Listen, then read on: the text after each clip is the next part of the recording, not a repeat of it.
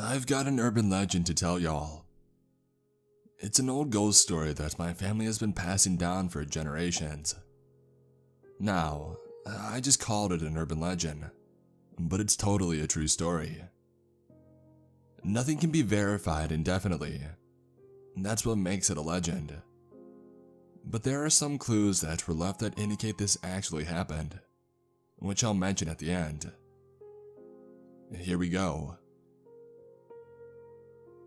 This story starts off in Nevada, and that's all I'm going to say about the location. We don't know exactly what year, but it was sometime during the 1880s, maybe late 70s. Anyway, the locale of this little tale is in a small valley town. I wouldn't say more than about 20 to 25 people lived there at the time. I have not been able to verify this town's existence, but honestly, I can't imagine how many Lost Valley towns there were way out west in the early days. But according to legend, this town was buried on purpose. It starts on the night of a meteor shower. Now back then, they really didn't know what they were since they didn't have the news or the weather channel.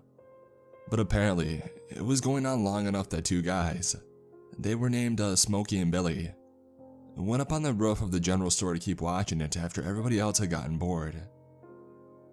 They're up there wondering how far away these shooting stars are, when they see one that was apparently so close that they could visibly see it in the sky above them. As in, they could make out the outline and see the tail and everything. In fact, one flew so close by they could actually feel the rush of wind as it blew by. They even witnessed it crash into the mountains with a huge explosion. It must have been a very small meteorite, since it didn't cause any massive shockwaves or leave any lasting impact, and that the general populace knows about anyway. The explosion boom brought the whole town outside. It was your typical western town, one main road with various buildings and so on, and everybody is out on the road with their torches talking about what had happened, who had seen it, and is it God Almighty himself coming down from heaven. Smokey and Billy tell everybody what they saw, and that one of the shooting stars might have crashed or otherwise landed in the nearby mountains. It looked like it had landed on a well-known to the mountain lake up near a small peak. But now, these mountains are miles away. It would take about a half day on horseback to get to the base of the mountains, but that is exactly what they decide on doing. Smokey and Billy are joined by their friends, Jack and Angeli, and the sheriff was going too.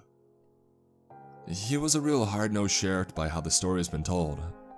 No nonsense, straight as an arrow, and probably had an awesome mustache. So, all these guys are excited about their little adventure, when the town Doc has to go and almost ruin everything. Doc was obviously the smartest guy in town, and if you can picture a Doc from any Western Shore movie that you've ever seen, who seems to know everything, it's this guy. Anyway, he tells them that they need to be careful, because this thing came from space, and it could have some kind of harmful effects on humans, like toxic space fumes or spores or something. He also mentioned that it was doubtful that they would even find the actual crash site. It might look like it landed on the peak, but it could be much higher and inaccessible. The group doesn't pay any attention, and Smokey says that they'll bring Doc back a piece of the shrapnel. So the next day, they gather their crap and they head out. They're all armed, of course, and they're cowboys after all. And besides, this was Indian country. Anyway, it only takes about half the day to get to the mountain base where the trail starts. They might have actually been there sooner, but they didn't ride very hard. They enjoyed the open prairie and BSing with each other, and they weren't too cautious either. Not a single sign of any Indians. So they reach the mountain base and they start heading up the trails. They could still ride their horses about halfway up the mountain before they had to go out on foot.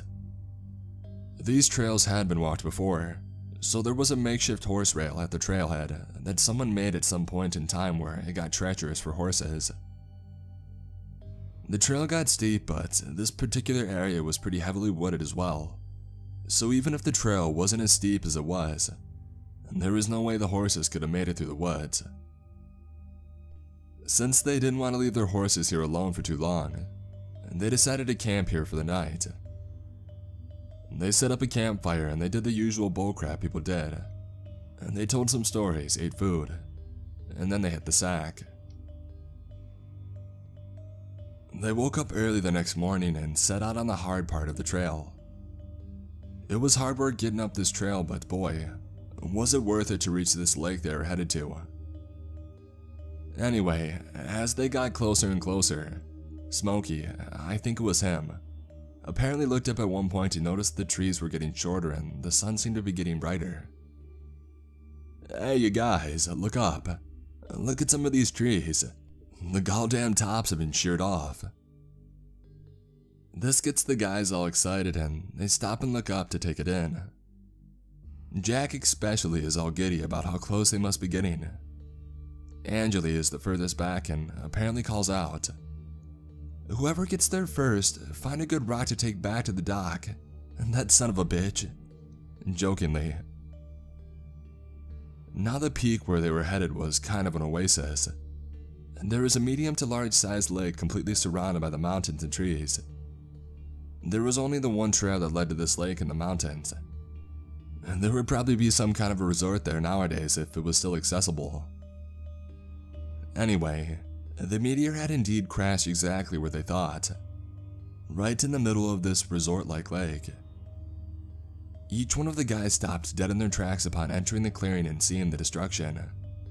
They all mumble some kind of surprised expression. "Jesus H. Christ, driving a horse-drawn buggy," Smokey murmurs. "I guess we won't be coming back here anymore," the sheriff says. There was rubble littering the area from the impact. I mean, this place was trashed, completely destroyed, and the lake itself was finished, as one of the guys apparently stated. There were pieces of rock everywhere. There's trees destroyed and tipped over. There were broken trees still smoking from small fires that put themselves out. But what was the most interesting is what was in the lake itself. From what they recount, there is this large piece of metal sticking out of the lake, with a couple of smaller pieces near the top sticking out on either side. A couple guys started moving closer to the lake and the sheriff got all mad and safety oriented. "Everyone be careful now, goddammit," the sheriff says. "Watch out for sharp rocks.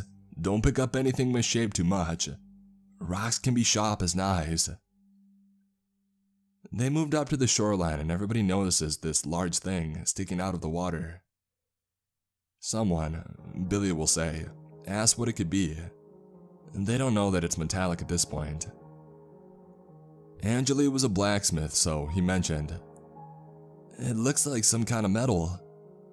He picked up a nearby stone and he threw it at it. It hits the object with a ping. It's definitely metallic. Jack is leaning over trying to look into the water. He blurts out, "Holy shit, guys. I can see something further down in the water it's connected to." They all peer into the lake where he is pointing, and sure enough, the metal shaft was connected to an even larger object deep underneath.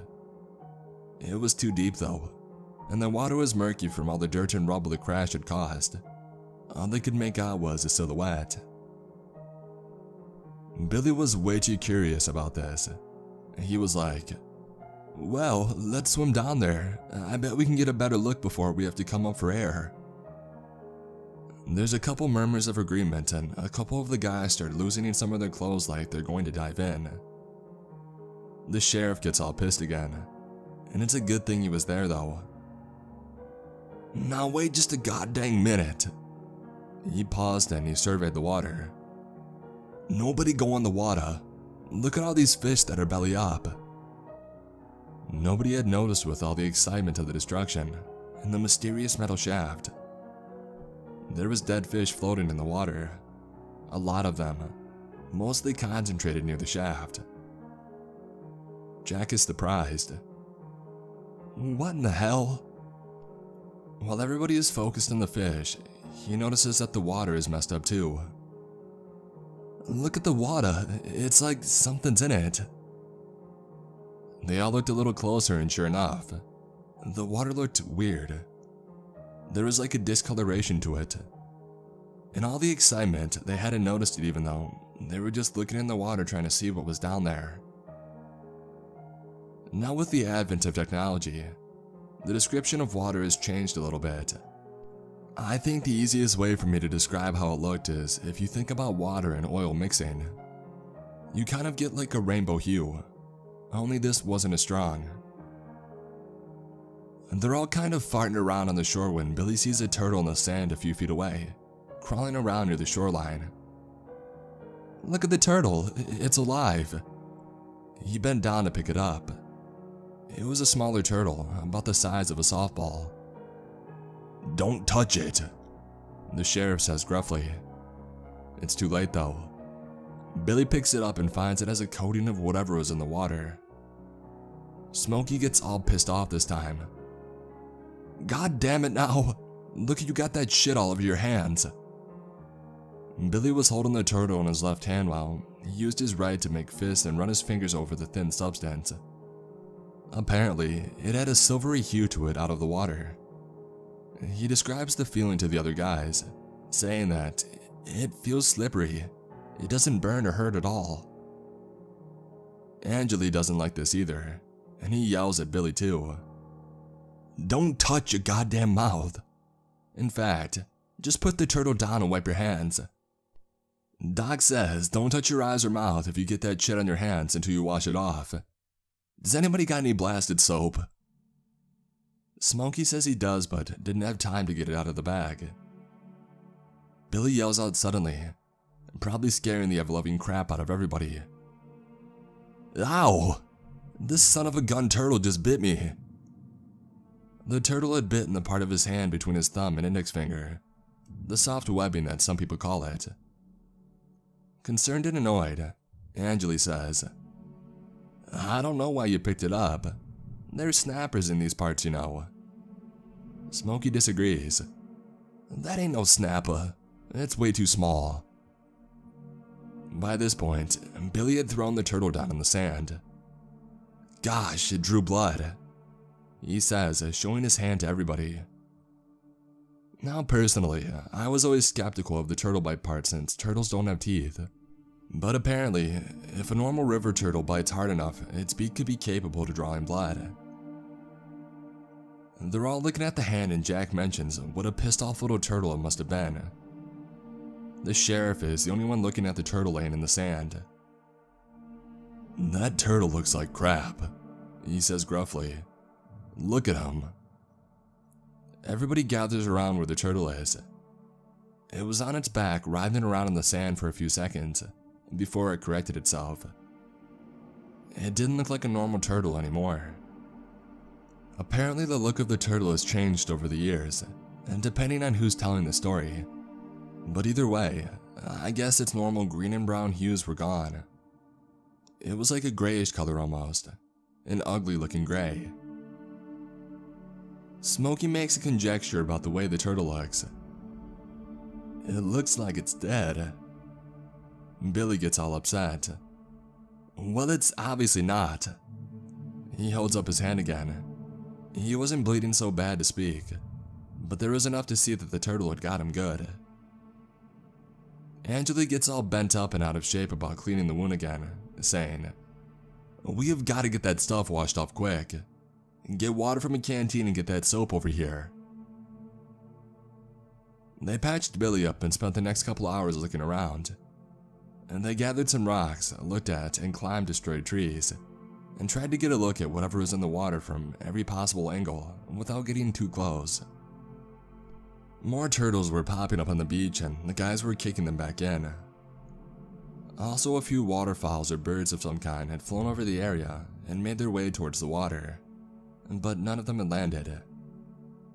I guess they stopped dead in their tracks a couple feet above the water, flapped their wings and then hovered in place and then flew off. Like they somehow knew or sensed that the water was bad news. Somebody makes a comment about it, and Smokey chides Billy by saying the birds are smarter than he was, since they knew that the water was garbage. They decide that it's time to go, so they stand around discussing their plan of action. They decide to try and get home that day and get Billy to the dock. They'll be going downhill this time, and they'll ride a lot harder home than they did on the way in. The sheriff isn't so sure though. Looks like clouds are rolling in. It don't look like rain, but there won't be any moon. We're not going to make it home. Let's get back to the horses and camp there. They gather their stuff and they start down. They actually did make pretty good time at first, but then Billy starts to lag. Eventually he stops and bends over to catch his breath. Smokey asked if he's okay. Billy shakes his head saying, "I don't know. I forgot where I was going for a second there, and now I can't catch my breath." Yeah, you can probably guess where this is heading. Anyway, on account of Billy's newfound lethargy, they didn't make great time back to the horses. It almost took double what it should have going down the hill. So they get back to the horses and Angeli says Billy looks like hell. That turtle, it had to have some kind of disease and now Billy's infected. He still thinks they should make a run for home that night. "We're not gonna make it down these wooded hills in the dark," the sheriff reiterates. "And if we did, we need to cross the plains home. We'd never see an Indian attack coming if we're out there." Jack and Smokey both agree, so they set up camp again and they make a fire. The night comes and sure enough, it's pitch black without the moon. They're all kind of hanging out, sitting around the fire, and Billy just keeps putting on more clothes. It wasn't a very cold night, but even then Billy was sweating up a storm. It looked like he had pure sweat on his face, and like somebody had dumped a bucket of water on him. "He ain't gonna last the dang night," Angeli said, pointing his stick with a hot dog on it at Billy. "I'm telling ya, we should have tried to get him home."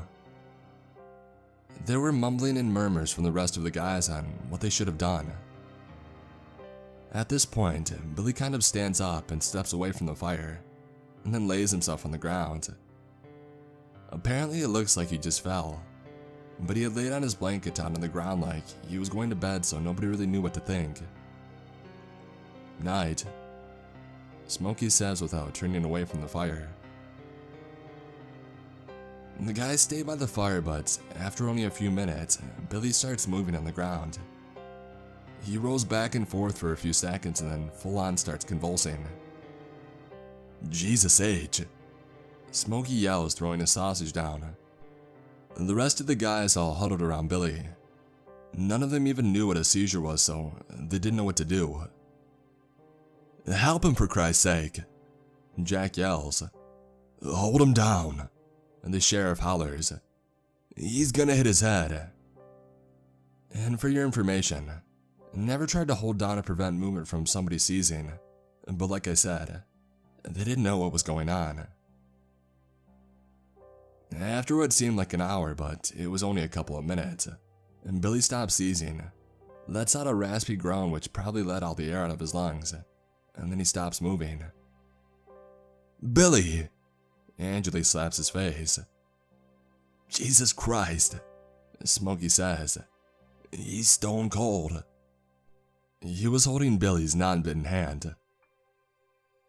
After a minute or two of trying to wake Billy up, the sheriff speaks up. "He's dead." Nobody can believe it. "He didn't look good," Jack stammers. "He looks like that gosh dang turtle," Angeli says gravely. I guess Billy was looking pale, not so much gray, I guess. But over the years of telling this tale, and each generation makes their own conjectures. But I like to say that Billy looked like the life had left him before he died. You're not supposed to look that color as soon as you die is a thing. It takes time for life to fade out of somebody's body after they die, The sheriff lets out a long sigh. "Alright, listen up. He was fine this morning, and that turtle bit him, and now he's dead. Nobody touched the body. If you did, wash your hands right now. Wrap him up in a blanket and slide him away from where we'll be sleeping. We need to get his body to the dock for an autopsy." They cleaned up dinner before messing with Billy's body. They found a nice spot under a tree away from the camp to stash the body. Smokey and Sheriff were the ones that had moved him. They each grabbed a tuft of blanket, parts which hadn't touched Billy, and they slid him over to the tree. "Poor son of a gun," Smokey said as they stood over him. They turned around, but they didn't walk away yet. "Any next of kin you know of?" the sheriff asked. Before Smokey could answer, there was a growl behind him. I guess it was guttural, savage, like feral even. And then another. I guess Smokey and the sheriff stopped talking as soon as they heard the growl, and they kind of stood there looking at each other without saying anything for a couple of seconds. After the second growl, they slowly continued turning around to find Billy sitting up. They're kind of just standing there looking baffled, not sure what to think for a few seconds, and before Billy snarls or growls and then lunges forward. He moves fast. He's on his feet in a second. "What the?" is all Smokey can get out before the sheriff lets out a pissed off, painful howl. "Ah!" is all the sheriff can muster, probably trying to say something, my guess. Billy's got the sheriff's left hand in his mouth. He's got it by the fatty part in the outside of his hand, below the pinky. Sheriff had gotten his hand up, otherwise Billy might have gotten his neck straight away. "Jesus Christ, you guys!" Smokey is yelling as he tries to get Billy off the sheriff by hitting his head with his hand. Jack and Angeli come rushing over. "Holy Christ!" Angeli shouts. Him and Jack also start hitting Billy. "He ain't dead?" Jack is yelling. Billy lets go of the sheriff at this point, and Sheriff staggers away from the area holding his hand. The other three guys are standing there looking at Billy in shock. His chin and lower jaw are soaked and dripping in red blood. His skin had absolutely no color whatsoever, and the look in his eyes is so wild it's like the 1,000-yard stare from the devil himself. Billy rushed at the other three guys at this point. With a raspy growl, and they scatter in different directions. "Don't let him bite you," Smokey yells. It almost sounds kind of funny. Billy is running after anything that moves, and Smokey, Jack, and Angeli are running all over the camp to avoid him. Each guy lets out a screech whenever they see Billy is locked onto them, and the horses don't like it either. Amid all the commotion, they're rearing up and bucking, and lucky for them, by the time Billy notices them and he starts going after them, they've broken off their horse rail and they're on their way down the trail. The guys gather by the fire to catch their breath when Billy turns around and starts running back at them. There's a sudden boom that most likely causes all three men to crap their pants. Billy stops. The boom continues, and the last one puts Billy on his back. Sheriff comes walking out of the shadows with a gun drawn in front of him. Sheriff reloads as the other guys got their own guns out of their sleeping bags. "He dead?" Jack asks. "Of course he's dead," Angeli returns.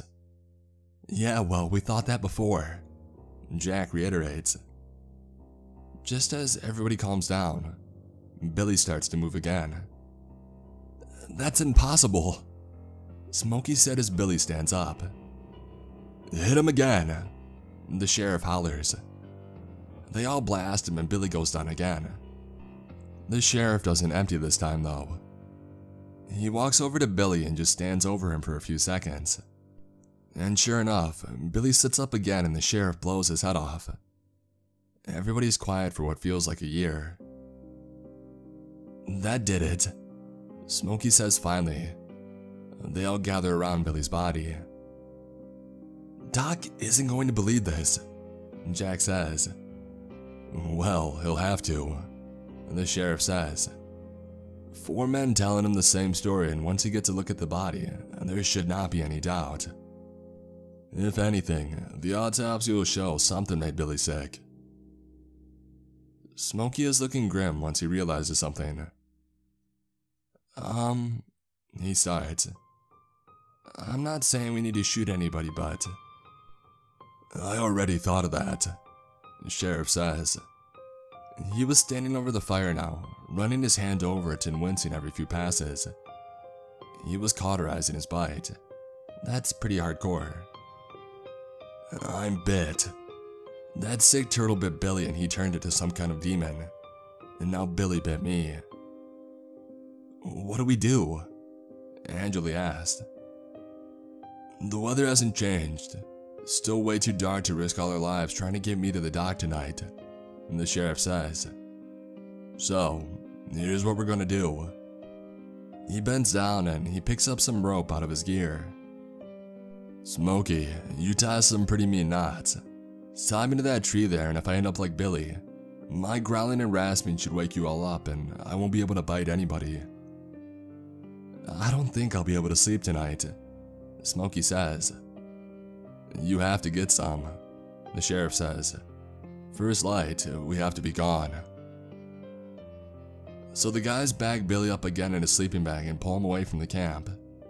Angela lets out a long sigh. We're gonna have to drag his ass all the way back home. And that's why we have to leave as soon as the sun starts rising, the sheriff says as he sits down next to his tree.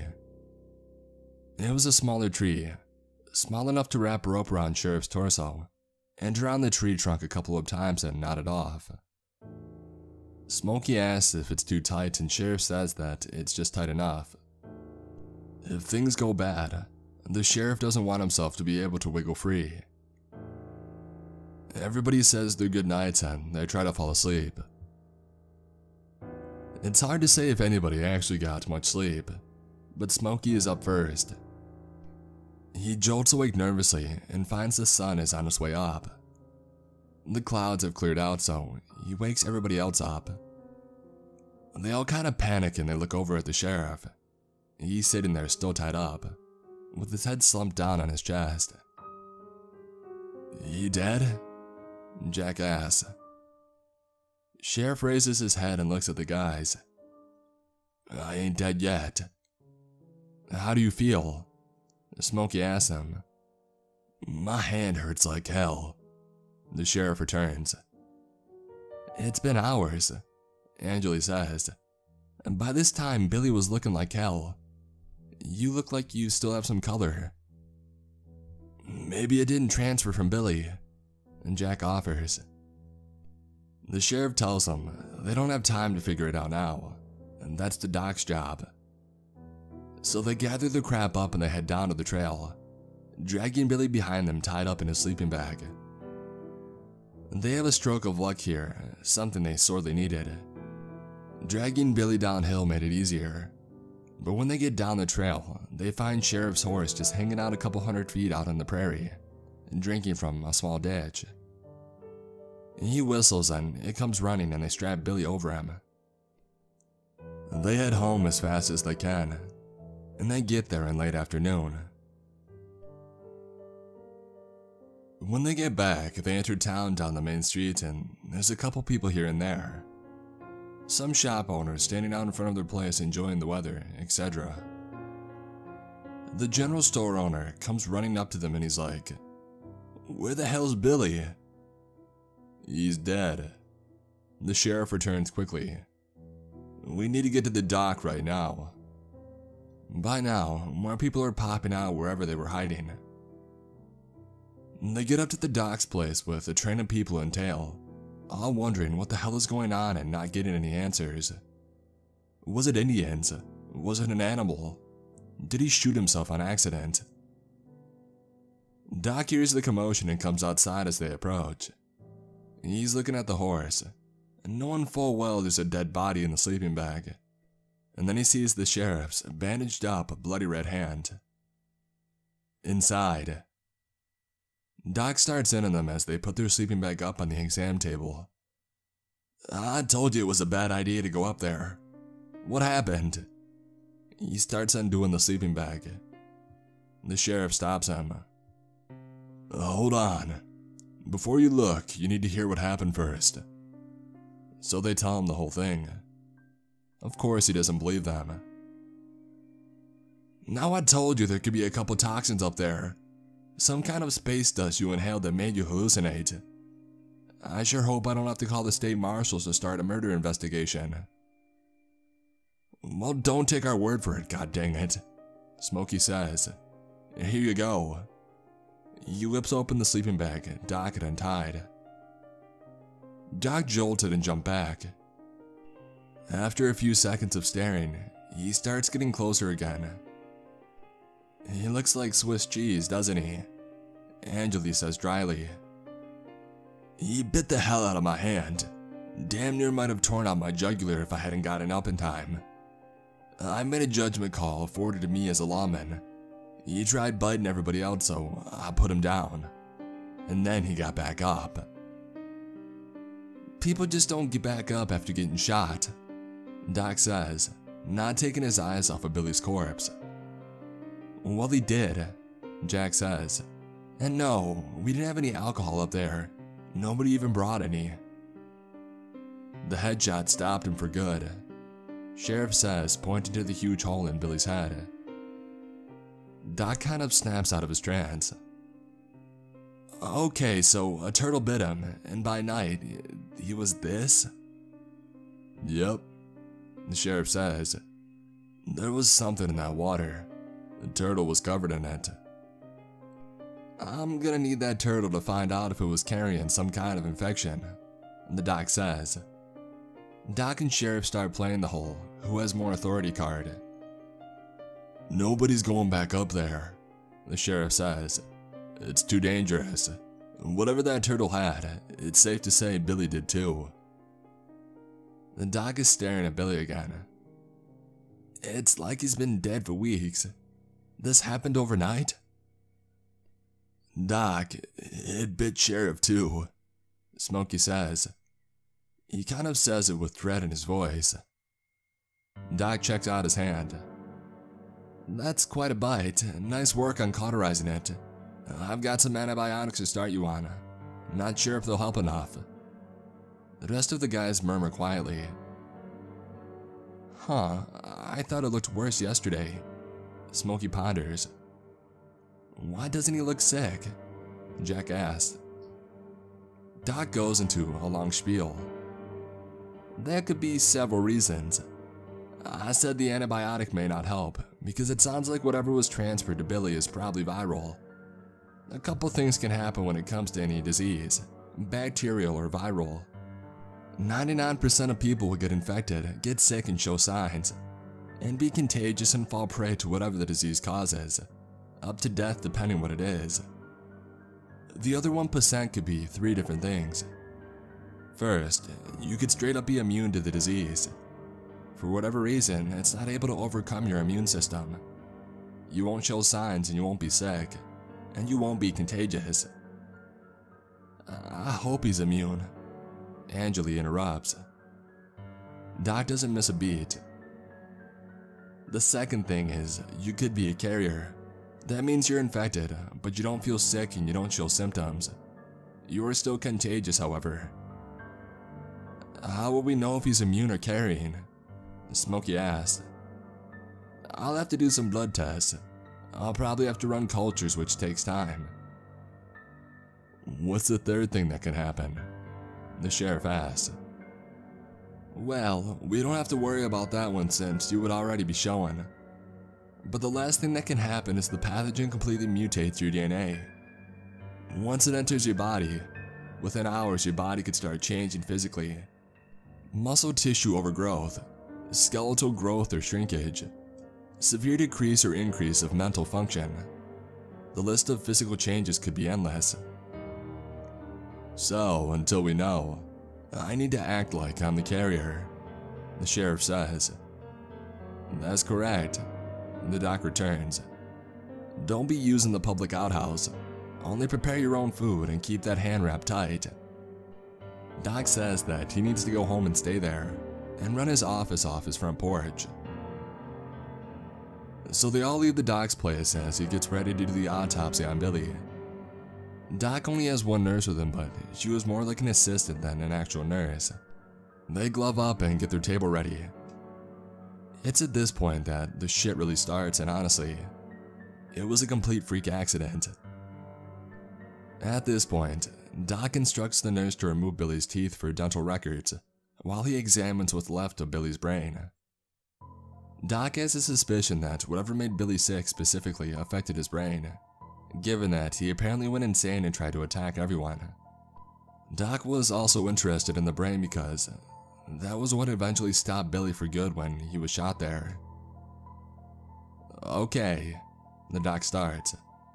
So, his brain appears to be covered in a foreign substance of some kind.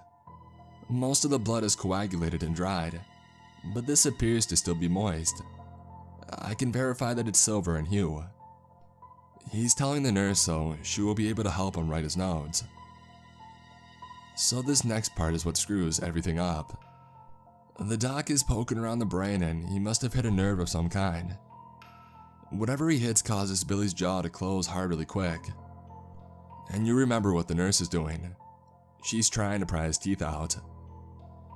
Despite being dead, Billy manages to bite the nurse's finger hard. She lets out a cry and the doc gets all worried. "It didn't break skin, did it?" he asked hurriedly. They both make a huge mistake here. The nurse lies and says that it didn't break skin when it did, and the doc also doesn't ask to look at it. He can't seem to pry himself away from Billy's carcass.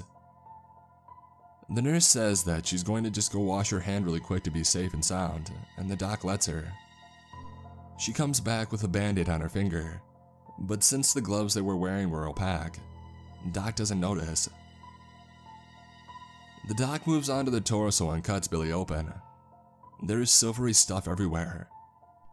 It was definitely in his bloodstream. I think I might be able to isolate the sample.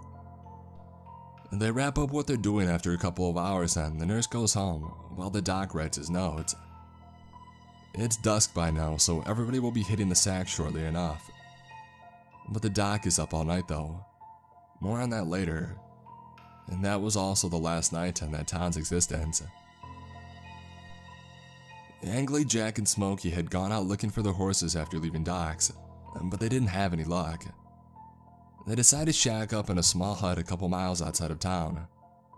It was getting late and the person who had owned that house had died a couple of months prior. Anyway, they wake up early before the sun is even up, and they decide the horses are long gone, so they just head back to town. The sun is starting to come up when they reach town, and they can see before they even get there. A lot of people are already up and walking around. Smokey thinks that this is strange, saying, "And I thought we were up early. Seems like the whole town is already up and at 'em." And they get to town and the sun is up, but it was just dark enough that they didn't notice what was going on. Jack sees a guy that he recognizes and calls out, "Hey, Mac." Mac stops and turns around, and the three guys all stop dead in their tracks. Half of Mac's face is gone and all that's left is half muscle tissue and half of it straight down to the bone. And the rest of his body isn't much better. He starts shambling towards the guys. Not a full-scale sprint, but not exactly slow either. "Oh shit, it's Brad," Smokey calls out. Nobody else has time to call out. Smokey and Angley retreat while Jack stands his ground and shoots Mac. "His head!" Angley yells. Mac goes down with a boom. Everybody else on the street turns their attention to the guys and starts shambling towards them. Some were missing all assortments of limbs, from fingers to hands to arms. Most were missing large chunks of flesh. Apparently one in particular had no flesh at all on their head, and it was just a skeleton head on a decayed body. "The whole town?" Smokey yells. They all shoot off a couple of rounds before realizing that the whole town is gone. Now they don't know anything about what had happened during the autopsy, but remember the nurse. Yeah, she went off somewhere and died during the night. The bad news was that she was living in the town inn, for the time being since a lantern had tipped over and started a small fire where she lived. Anyway, nobody knows who she bit first, but you know how it goes. She ate someone, they came back and they ate somebody else. The whole town is probably gone within the hour. "Run!" Angley yells. They scatter as the horde approaches. Smokey and Angley duck into the saloon while Jack disappears somewhere else. "What do we do?" Angley shrieks. I don't know. Don't make any noise, just shut the hell up," Smokey says. It was too late though. A couple of zombies were already heading towards the saloon. "Upstairs!" Smokey yells. They hear a couple gunshots outside, probably from Jack. They start upstairs and almost get there when the door to the room at the top of the stairs flies open, and a zombie snarls and tackles Angeli, who was going first. Angeli and the zombie falls back, while Smokey reacts and backs up against the banister. They tumble down to the bottom of the stairs. It's a grisly sight. The zombie starts eating Angeli right away. He hits it a couple of times and he tries to get a shot off, but by this time, a bunch more zombies had burst through the saloon swinging double door and they start at it too. Smokey gets upstairs and he realizes that he's cornered, so he steps over the railing and he jumps down to the bar. He quickly jumps down behind it. What has been described as Angeli getting eaten alive sounds pretty awful. Smokey sees a zombie a couple feet away, with an arm and another one has his leg nearby. The screams before being cut off and a gurgling grunt sound like something you simply can't unhear. So Smokey is hiding behind the bar, wondering what the hell he was going to do. It sounds like the zombies had picked Angeli clean, though they seem to just be shambling around. It's like they forgot that he was there. Smokey morbidly thinks to himself, Angeli isn't going to look too good when he rises back up. Smokey hid for what seemed like an eternity when he heard loud footsteps coming from the doorway. It was definitely hooves. He pops up and he sees the sheriff riding his whole damn horse into the saloon, a bunch of zombies behind him. He's got a shotgun on him and he blasts the two zombies nearest to him. They were close enough together to get them both and their heads basically explode. He gets a second shot he blasts off and he throws the whole gun at the nearby zombie. It was a double barrel, so he only had 2 shots. Anyway, this catches everybody else's attention, but he already has his pistol out. He gets maybe 3 more before the horde behind him catches up. His horse freaks out and bucks him off, so Sheriff crawls on the floor under some tables away from the zombies. It's kind of sad. He's able to escape because they get his horse. "Out the back!" Sheriff yells at Smokey, and they scurry out of the back door. "What happened?" Smokey yells. "I don't know. I came into town to see the doc and I found everybody was like Billy. Doc's got his place locked up tight. The curtains drawn and everything. We need to find Jack," the Smokey says. "He's on his own," the sheriff says. "We need help and we need it now." "Huh?" Smokey says. Sheriff quickly explains the help he wants to get is from the friendly Indians nearby, a couple miles southeast. Which tribe it was has changed over the years, but most people seem to think that it was the Paiute. Smokey agrees that they need the help, so they sneak down to the south end of town. Sheriff leads them down to the doc's place, where he has Angeli's horse tied up with it to a horse rail. There's a bag laying on the ground with a rope tied around it connected to the saddle. The bag clearly has a body in it. "I found Angeli's horse screwing around on my property this morning. I brought it in and I tied Jones up to him after I had to kill him. I want to show those Indians exactly what we're up against," the sheriff explains. They mount up and ride away as a bunch of zombies are headed towards them. Once they're in the clear, Smokey asks, "You really think that they'll help us?" "I've actually talked to them quite a few times," the sheriff says. "They're a spiritual people. They have rich folklore. The way they talk about their ancestry. I bet they have some kind of story dealing with the dead. If anything, I'm sure they'll have some warriors they can spare to help us kill these damn things." Smokey doesn't argue. They ride out a couple miles until they come across a scouting party. The village is a short ways past them. It seems like one of the Indians recognized Sheriff. He waves at him and the Indian motions with his hand to his buddies and starts riding out to meet them. Sheriff talks to his friend, who comes to be known as Buffalo, about what is going on. He doesn't show Buffalo what's in his bag, but he agrees to take them to the chief. Now we call him Buffalo because his name was something Indian sounding, like rides with buffalo or runs with bison or something. But apparently Smokey called him Buffalo/horse on accident at some point because he forgot his name. And plus Buffalo horse is a lot easier to write than rides with buffalo, so there you go. Anyway, they get to the chief's teepee and Sheriff and Smokey wait outside a minute and untie Jones from the horse. Buffalo horse comes out and says the chief will see them. They go inside, dragging Jones behind them, and they see the chief and what must be his counsel all sitting on the ground. The chief says something in their native language. "Why have you come and what do you bring with you?" The person sitting next to the chief translates. "We've got ourselves a little problem," Sheriff begins. The guy translates. "The dead have come back to life. We need your help stopping it." The translator looks surprised, but almost reluctantly translates. The chief appears to ponder the statement while giving Sheriff a steely gaze. "Look here," Sheriff says, unveiling Jones. Jones raises his head and snarls. He wasn't actually dead. The consul and everybody else in the teepee jump to their feet and let out murmurs of shock and surprise.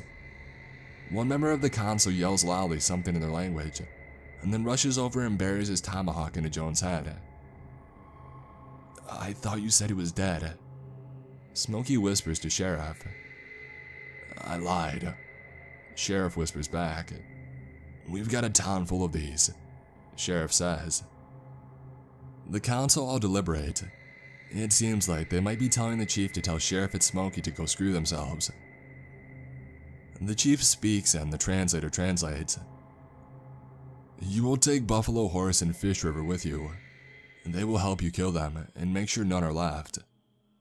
And of course his name is in Fish River. He was the top fisherman in the tribe, so his name is related to that.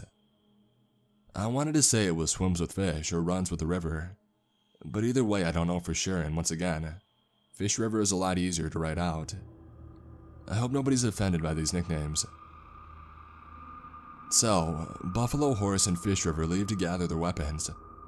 The chief says something to Sheriff and Smokey in English as they're leaving the tent. "Beware the bite of the dead man." "Thank you," Sheriff says, not just for that tidbit of information, but for their help as a whole. "Beware the bite was the first damn thing that we learned," Smokey says once they're outside. "Yeah, I told you they'd have some kind of knowledge about this. You see, that one guy went straight for the head." Buffalo Horse and Fish River ride over. "All right, man," Sheriff says. "Looks like we've got a town to clean up." The Indians lend Smokey a spare horse and the four of them ride back towards town. They get about a mile from town when they start noticing some stragglers. There's a couple of townsfolk who had shambled out of town and are just lost wandering the open land. Buffalo Horse and Fish River take the opportunity to show what they can do. Buffalo Horse uses his bow and pulls off a miraculous headshot from about 50 yards out. Fish River rides up to his guy and smokes him in the head with some kind of club, the force of which knocks the whole rotting head off the shoulders. Anyway, they make a startling discovery at this point.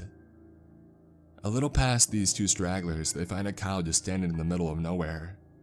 Its entire side missing flesh with its ribcage and half of its guts on the ground next to it. After putting it down, they realize that they're going to have to sweep the entire countryside of all around town, not just of zombies wandering off, but any animals they happen to eat along the way. They decide to split up and do a wide circle around town to clean up anything they find, before moving into town proper. A lot of people's houses they decide to clear first too. Most of them were single story and only a room or two. Smokey and Fish River and Sheriff and Buffalo Horse. They start at the south and ride their way to the north side of town. They find a couple stragglers that they put down, and Sheriff ends up finding his horse as well, half limping after some kind of desert rodent to eat it. It was probably nice for Sheriff to put him down for good, in a morbid kind of way. After checking the outskirts of town and cleaning up a few stragglers, they're now ready to head into town. They come up from the north side and are immediately met with about 6 or 7 zombies right off the bat. Buffalo and Fish are quiet about it, but Smokey up and just blows somebody's head off, which obviously attracts everyone. They get off their horses and slap their ass and holler to get them to run off for the time being, so that they don't get eaten, and then they duck into the inn since it's the nearest building. Smokey grabs the cavalry sword that's hanging on the wall as a decoration. Immediately inside the building, there's 2 zombies standing at the main desk, which Fish promptly slices one up while Smokey uses his new sword on the other. "Might as well clear this building first," Sheriff says. "Check every room." They head upstairs and find most of the rooms empty. The room at the end of the hallway has 2 zombies trying to get in it. They're just walking into the door repeatedly and hitting it softly with their hands, all the while growling and hissing. "Hey, is that Doc's nurse?" Smokey points out one of them. Remember, they don't know that she started it. Anyway, the zombies hear his voice and turn around and hiss and shamble towards them. Buffalo chucks his tomahawk and takes down the nurse, and Sheriff uses his bowie knife on the other one. "Is somebody out there?" A voice calls from inside of the room. The guys all look at each other. "Yeah," Sheriff returns. "Hey, is that Jack?" Smokey asked excitedly. "Yeah." They hear what sounds like Jack moving a bunch of stuff away from the door.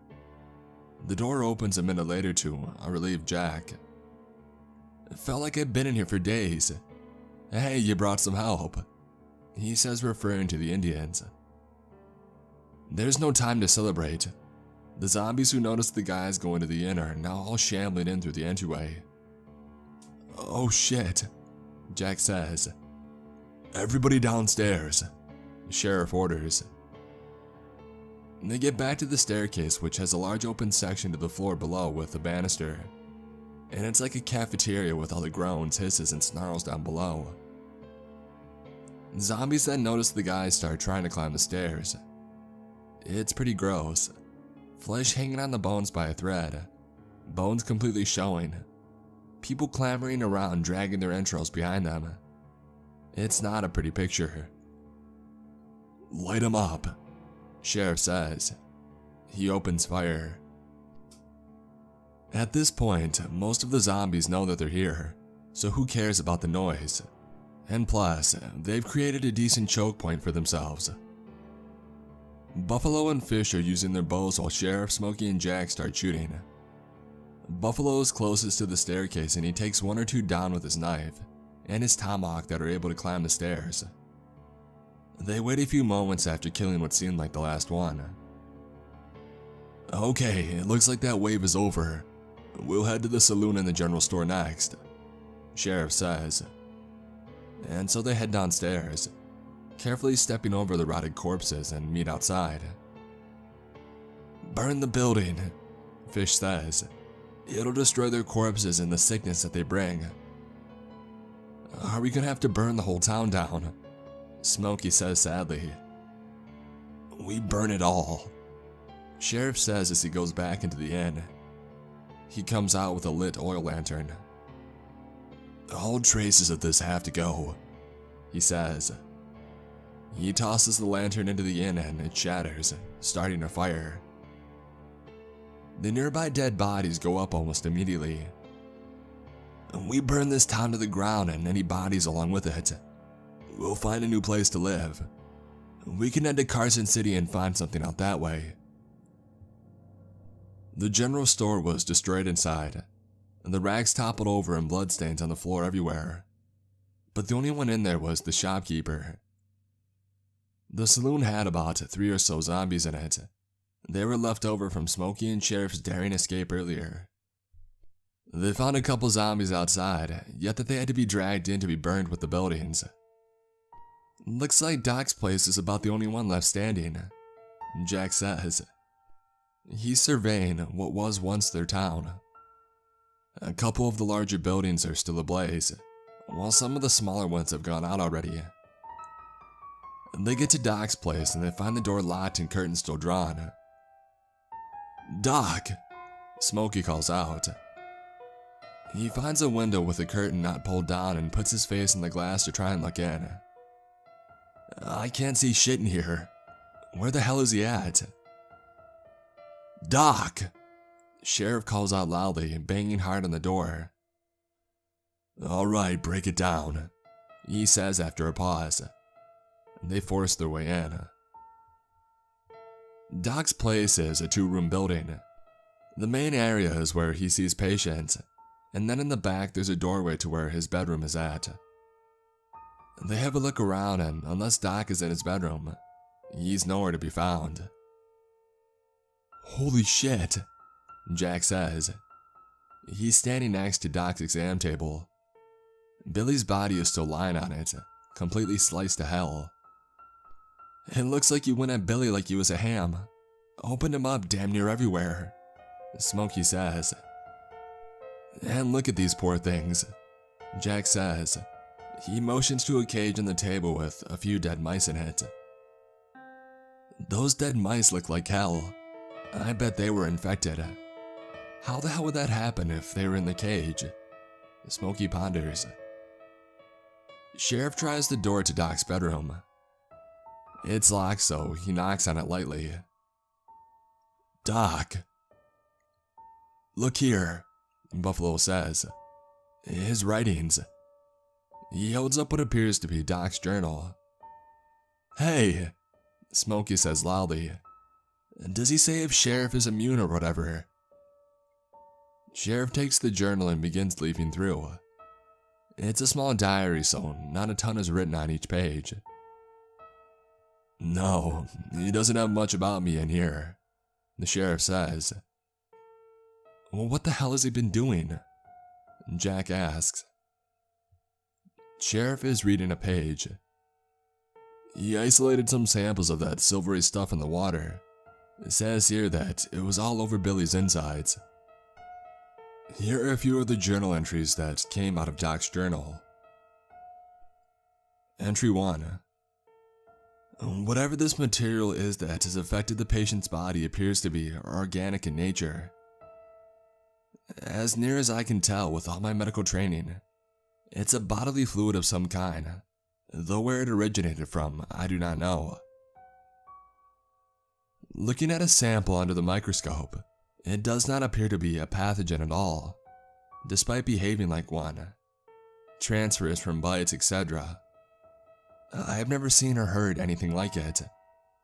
I have to get up to that lake to see that water and that object the men spoke about." "So we went to the mountain?" Smokey asked. "No," the sheriff says bluntly. He keeps reading. Entry 2. "I injected one of my mice with the compound several hours ago.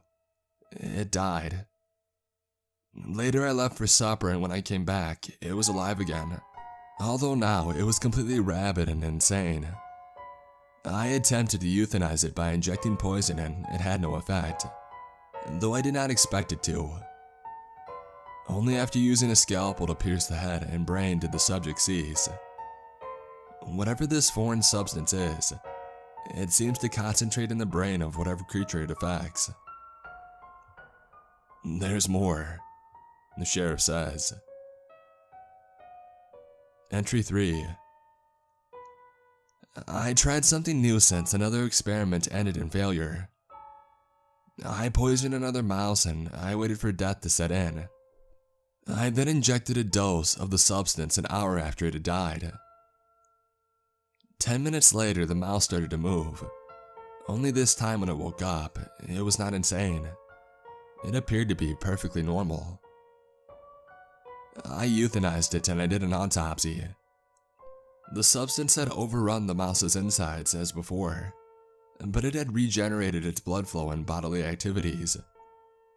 Its organs, heart, lungs, brain, it looked fully functional. No signs of decay or atrophy that would have occurred after death. If I could unlock this substance, this could be the greatest medical discovery in history. A possible end to sickness or death. It's unimaginable. I must keep working. I do hope the sheriff is still alive. I may have squandered the perfect test subject. So he's in here performing experiments? Jack asks. Does he know what the hell is going on out there? Sheriff turns the page. He knew, he says. It says right here. He read another passage. Entry 4. The town is gone. I hear the screams. It must be my nurse. I should have asked to see her finger. All I can do now is stay quiet and not attract any of their attention. I must unlock how this substance works.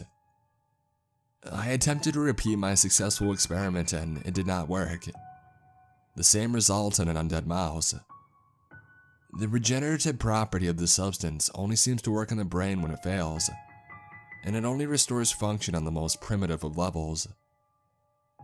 Why did the sheriff in mouse number 4's body appear to accept this substance? So then, he is here, Smokey asked. Doc, Smokey yells loudly. We got a problem, Sheriff says. He sets the book down on the table. He injected himself. What? With that crap? Jack asks, flabbergasted. Smokey picks up the book and looks at it himself. His last passage, Sheriff begins. He goes on about how he has to figure it out, how he's going to inject himself and how he has to feel it work. He also planned on injecting some medicinal things of his own in hopes that it would counteract the failure. We need to find him now, Buffalo says. All right, kick it down, Jack says, walking towards Doc's bedroom. They heard a crash from the room and Jack stops dead in his tracks a few feet from the door. There's a few loud thuds, followed by a deep, guttural growl. Much louder and deeper than anything they've heard before. What in the bloody hell was that? Smokey asks. He's changed, Sheriff says. That sure doesn't sound like those other... Smokey starts. He doesn't get to finish his sentence. A gigantic creature smashes through the door, taking most of the wall with it. It has to be nearly 7 feet tall and bulkier than a semi-truck. It scoops up Jack like he weighs no more than a cotton ball and crumbles him up like a piece of paper. The sound of snapping bones goes on for what seemed like ever, and blood and guts are oozing out of the crumpled heap that was Jack as the creature throws it on the ground. Smokey and Sheriff get shots off, but its hide is so thick there are nothing but annoying mosquito bites to it. Now there's a couple of ways I can try to give you a mental picture of what this creature is supposed to look like. If you're familiar at all with the Left 4 Dead franchise, you know what the tank is. If you don't know what that is, then you at least know who the Incredible Hulk is. Like I said, it's at least 7 feet tall. Its arms are twice as long as a man should be, and they're bigger than tree trunks. And its neck was nearly gone due to the overgrowth of bone and muscle. Anyway, the creature rushes the center of the room and raises both arms to try and smash the guys. Sheriff, Buffalo, and Fish hightail it outside, but Smokey has to dive out of the way as the creature destroys the exam table and Billy's body. Each step the creature takes sounds like thunder on the wood floor. Now when the creature raised its arm to smash, they went through the ceiling, which is probably what saved Smokey. The ceiling caved in and disoriented the creature, giving Smokey time to rush behind it and get out of the door. Jesus Christ, Smokey yells. What the hell is that? That's Doc, Sheriff says as they run back into the remains of town. It can't be, Smokey returns. God, we burnt everything to the ground. There's nowhere to hide. It's Doc, all right, the sheriff says. Remember what he said. It could mutate a person, make them grow bigger like that. Doc smashed his way out of his office, bringing down the rest of the building and started making his way towards the guys. He doesn't have super speed or anything, but he's much faster than the other zombies. Buffalo shoots an arrow at Doc and it just bounces off. Any ideas? Smokey asks, seemingly preparing for their death.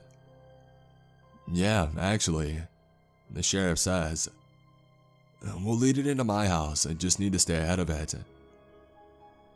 They headed west out of town towards the sheriff's house. They kept a brisk pace ahead of Doc until Sheriff's house is in sight and Sheriff runs into his barn. The rest of the guys rush in behind him.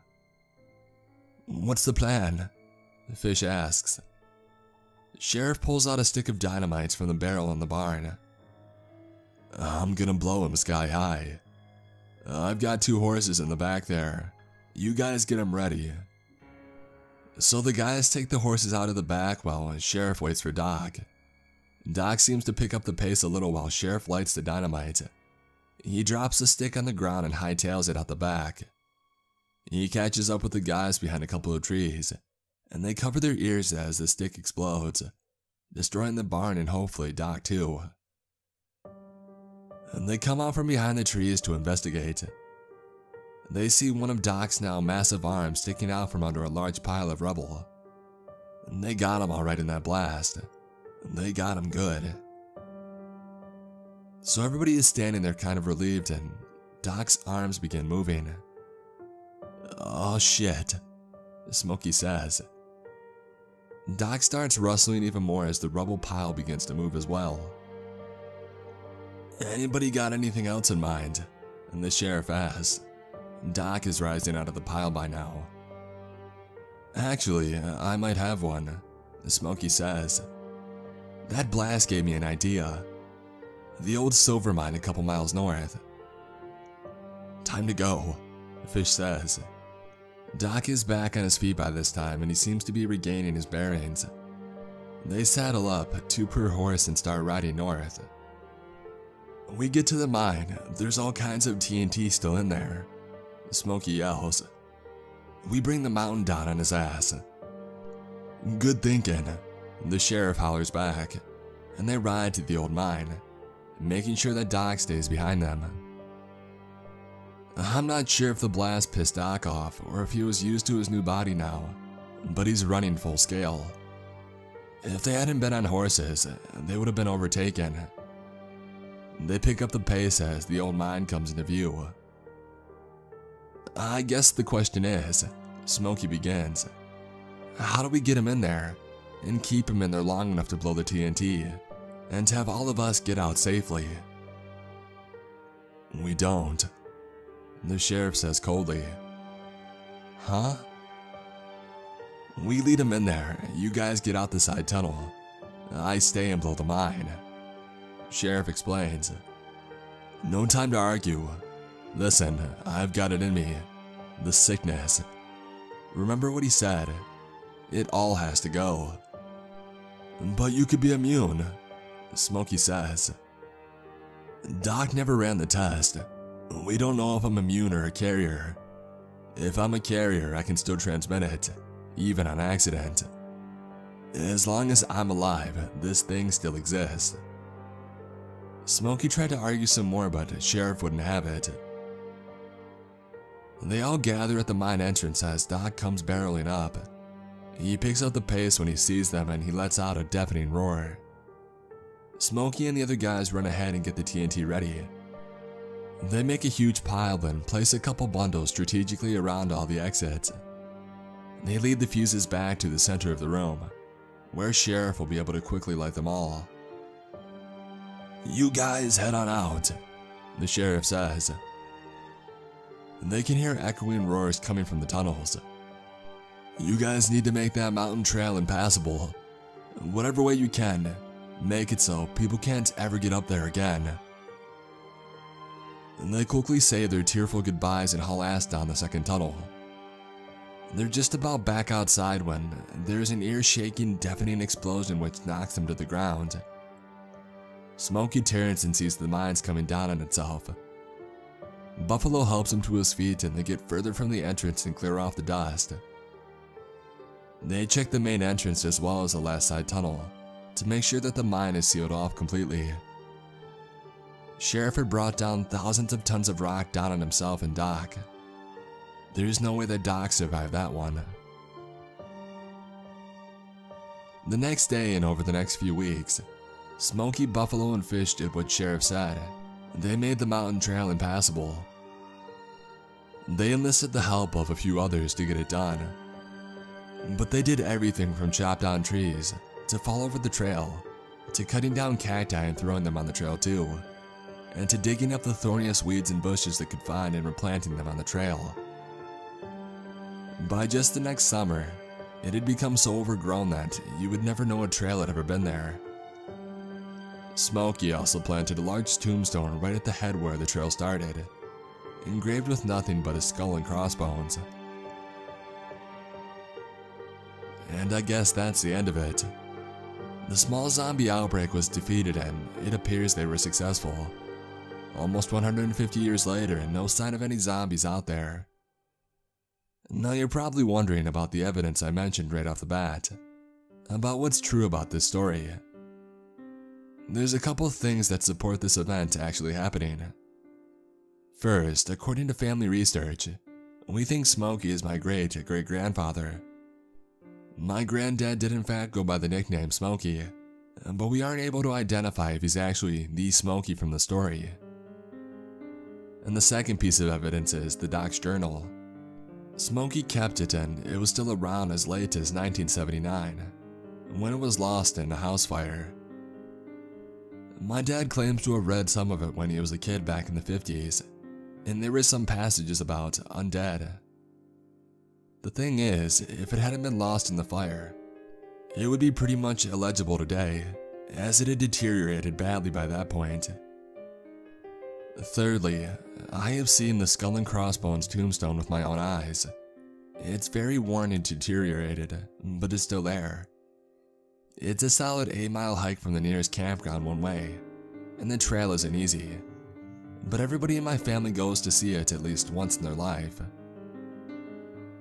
I walked into the woods a little bit beyond it and there's simply no going anywhere up there. It's too thick. They're trashing the place and 150 years of unbrindled overgrowth sure did the trick.